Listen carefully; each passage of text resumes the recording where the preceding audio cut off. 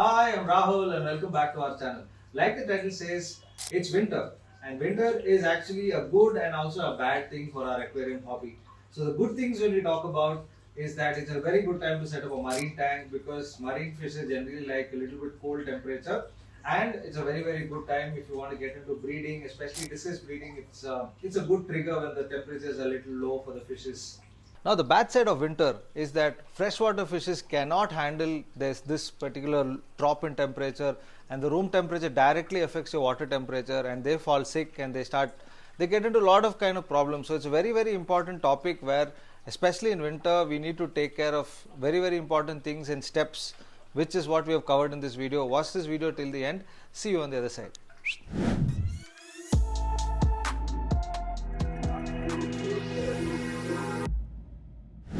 The ideal temperature for different types of fish tanks are what you're seeing on screen. So plants generally can handle temperature up to between 22 to 24 degrees.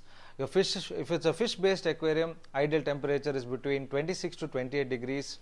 And marine is very similar to planted tanks. So it's like about 22 to 24 degrees. So what you're seeing on screen. So these are like an ideal condition you try to maintain, especially during winter. During winter, the most important thing we should understand is the temperature. So temperature is a very important factor in our hobby also. The water temperature in a fish tank is directly related to the room temperature. So it's very important to monitor both. So a lot of people, as soon as winter starts, we just get into like buying a heater and putting a heater on and all of that. But if your room generally, if it's a little warm room, you don't need to have a heater all the time. So that's very important to monitor both.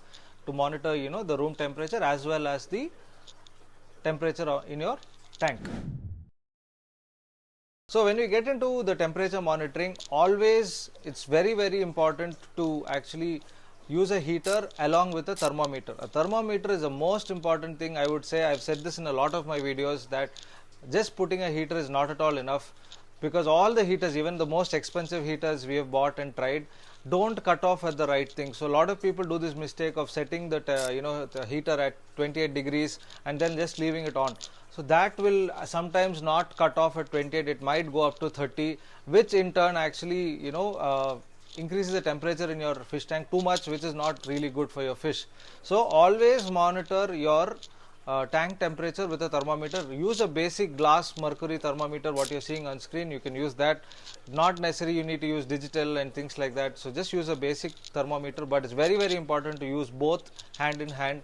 It's very important. So why I say thermometer is very important is you need to check whether your heater is cutting off at the right temperature. So if you set a heater at 26 degrees, keep the heater at one side and the thermometer on the other side. So you know that the entire tank temperature is getting increased or decreased equally. So that is the best way to check if your heater is functioning correctly.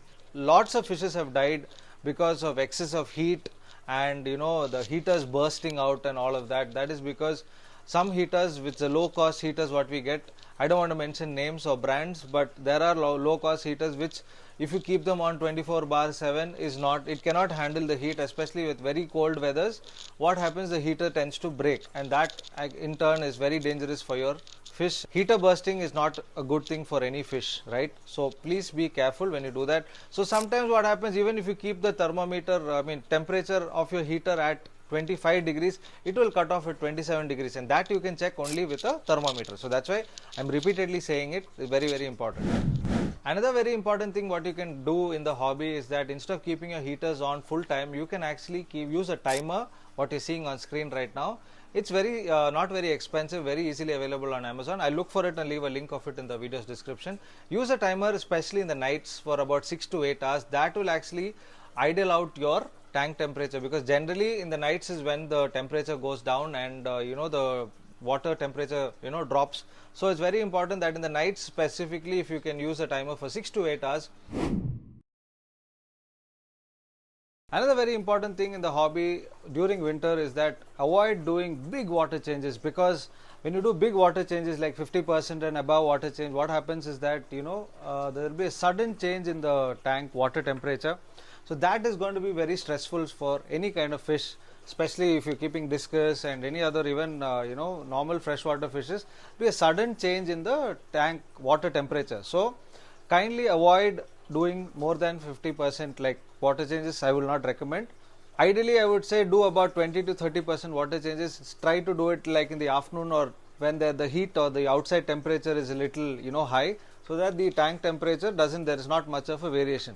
Another idea what you can do is, if you are having a storage tank for your aging water, like we keep a lot of fish tanks, so we have storage tanks where we keep water, age the water for a couple of days. In that you can add a heater, so then you can kind of match the water temperature, so that then you can actually do more than 50% water changes, so there's no problem, because then the water what is coming in and the water in the tank will be almost kind of same, so the fishes don't feel that kind of a temperature difference, so there is no temperature spike. So like we said earlier, big water changes are not recommended during winter. So to continue with that, feeding also is a very, very important factor during winter.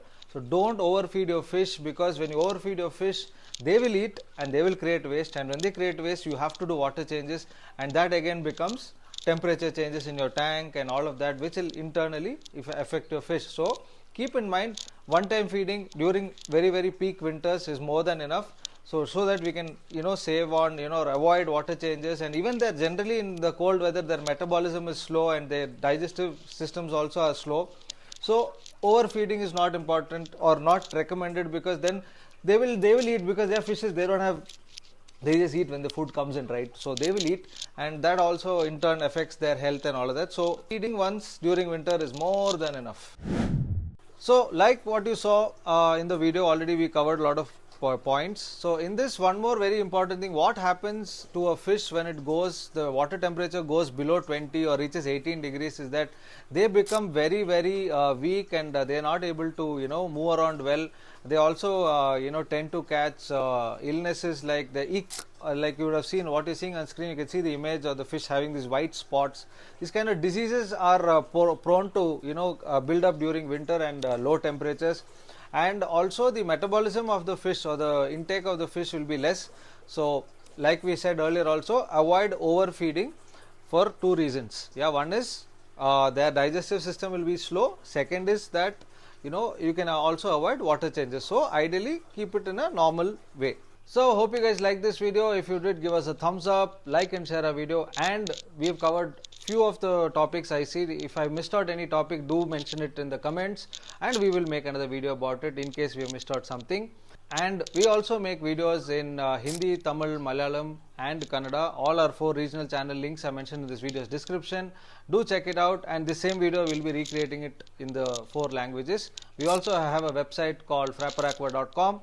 So you can also interact with us on that. We also have an Instagram page. Follow us on Instagram, and then it will be more easier for you guys to interact with us. So until our next video, bye bye.